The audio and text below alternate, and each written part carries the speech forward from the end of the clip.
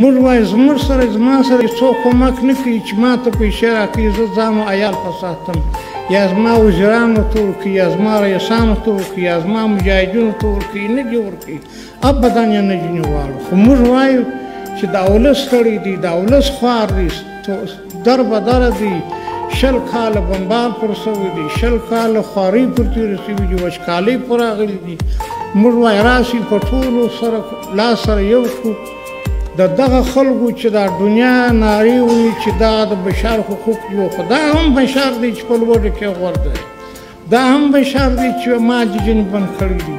دا هم بشر دی که ما فرد که څوک دا خبره کوي چې امارت یې حقوق طلب کړي دي د بشر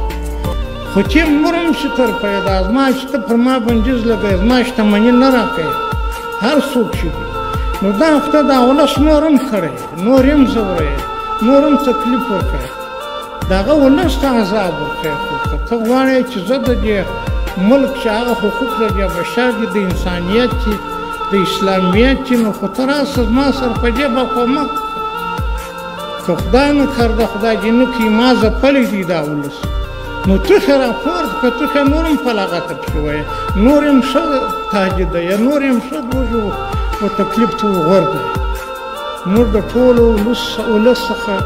د ټولو ملګرو څخه د ټولو مسلمانانو څخه د ټولو دنیا څخه دا خواهش کوو